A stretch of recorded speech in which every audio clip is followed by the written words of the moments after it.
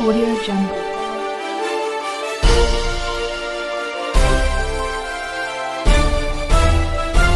Audio Jungle. नमस्कार साथियों, मैं अरुण कुमार सिंह विकलांग वाणी से। 18वीं लोकसभा का चुनाव होने जा रहा है और सभी राजनीतिक दल अपना मैनिफेस्टो जारी करेगी।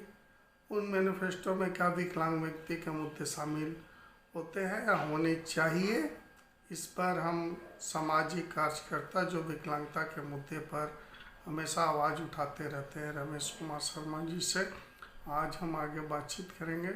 आइए सुने उन क्या कहना चाहते हैं इन सभी मुद्दों पर। अभी वर्तमान में 18वीं लोकसभा का चुनाव होने जा रहा है 2024 के अप्रैल माह में। तो सभी राजनीतिक पार्टी अपना मैनिफेस्टो जारी करेगी। उसमें विकलांग व्यक्तियों के बारे में आप अपनी राय देंगे कि मैनिफेस्टो में क्या होना चाहिए क्या नहीं।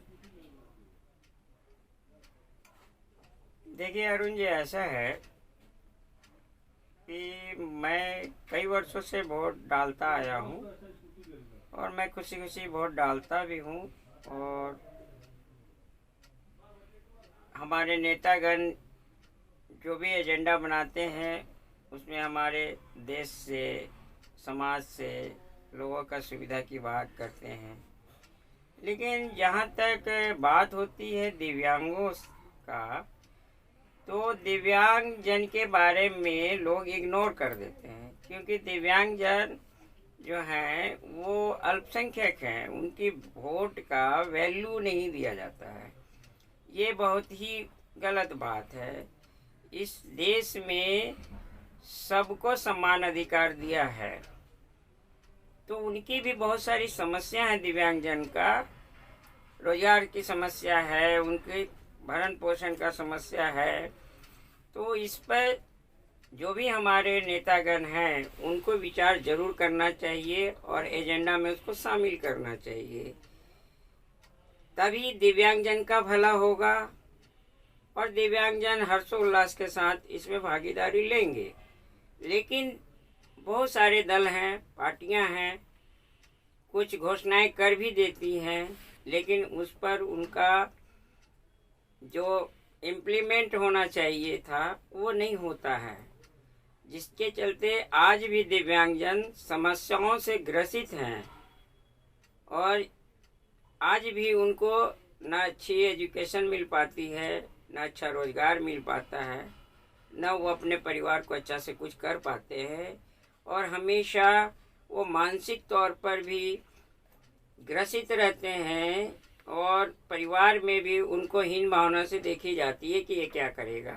कुछ लोग कर लेते भी हैं तो वो बहुत मनोबल का ऊंचा होते हैं, वैसे लोग ही कुछ आगे बढ़ पाते हैं, नहीं तो बाकी सभी दिव्यांगजन असहाय महसूस करते हैं अपने आप को। ये दिव्यांगों के लिए बहुत ही गलत बात है। सरकार को जरूर ध्यान देना चाहिए और जो हमारे नेतागण हैं, जनप्रतिनिधि हैं, उनको इस पर जरूर विचार करना चाहिए। तो राजनीतिक पार्टी को मैनिफेस्टो में क्या क्या मुद्दे शामिल करनी चाहिए? जैसे उनके रोजगार से संबंधित सबसे बड़ी समस्या पेंशन। अगर रोजगार होगी तो पेंशन की आवश्यकता नहीं है।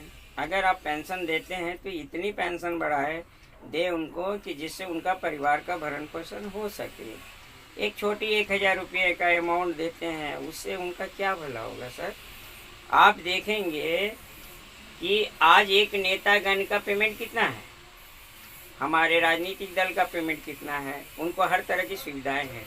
लेकिन दिव्यांगता के बारे में एक तुच्छ, मतलब क्या बोलेंगे, एक भीख का जैसा 1000 रुपये दिया जाता है, उसमें उनका क्या होगा? कुछ नहीं हो सकता उससे, क्योंकि समाज में जीने के लिए उनको जितनी मूलभूत सुविधाएं चाहिए वो तो उनको मिलना चाहिए। तो उतनी पेंशन तो ये देंगे नहीं, इनकी अपनी पेट भरनी चाहिए। ये चाहे कोई भी दल के नेता हो, मैं किसी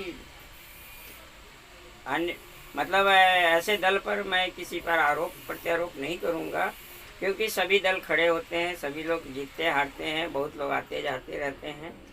तो ये सरकार की है अपनी बात है। लेकिन दिव्यांगता के बारे में चिंतन मनन करने वाले नेतागण आज के डेट में बहुत ही, कुछ लोग सोचते भी होंगे, तो हमको नहीं लगता कि उनका दल मानेगा। या कुछ बात होगी, उनके इंटरनली मामला है, टेक्निकल प्रॉब्लम है, वो समझते होंगे। लेकिन दिव्यांगों का साथ तो समस्या बना है। एक तो ऊपर वाले ने मारा, और बाकी जो नीचे कुछ होना चाहिए था यहाँ के दल के लोगों के द्वारा, सरकार के द्वारा, वो उसमें समस्या ही समस्या है। उसके बाद अगर कोई कुछ अनुदान देते भी हैं तो उसमें इतनी पेपर का सिस्टम लगा देते हैं कि ये होना चाहिए, वो होना चाहिए। दिव्यांग एक सर्टिफिकेट बनाने के लिए भी बहुत दौड़ भाग करता है।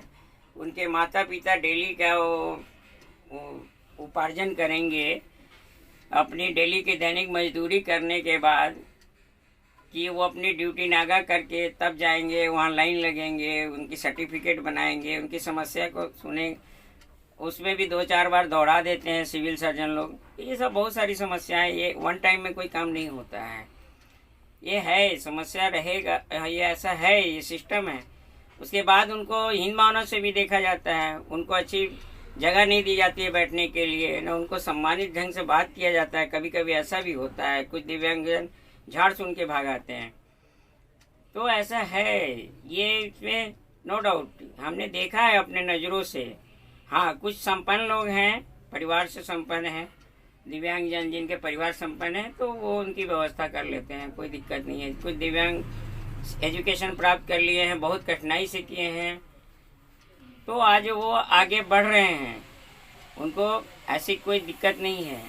लेकिन जो जमीनी मतलब आप क्या बोलेंगे, गरीबी रेखा से नीचे स्तर के जो दिव्यांग हैं, उनको तो समस्या ही समस्या है, बहुत दिक्कत है उनको। अच्छा, विकलांग व्यक्ति को राजनीतिक भागीदारी होनी चाहिए या नहीं, उस पर क्या कहें? देखिए, इसमें समाज में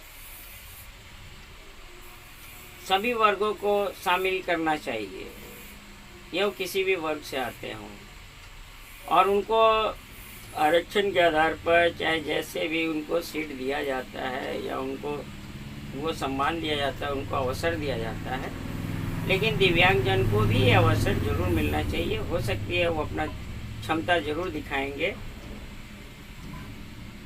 इसमें मेरा मानना है कि वो अगर उनको सहयोग मिलेगी तो जरूर अपनी क्षमता दिखाएंगे और अच्छा करेंगे।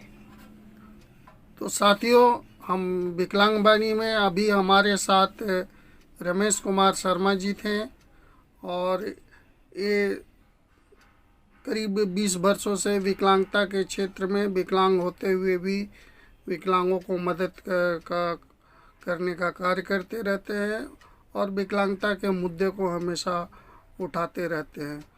तो फिर से ऐसे व्यक्ति से आपको हम मिलाने का प्रयास करते रहेंगे। हमारे चैनल विकलांग वाणी को लाइक कीजिए, सब्सक्राइब कीजिए और शेयर कीजिए। धन्यवाद।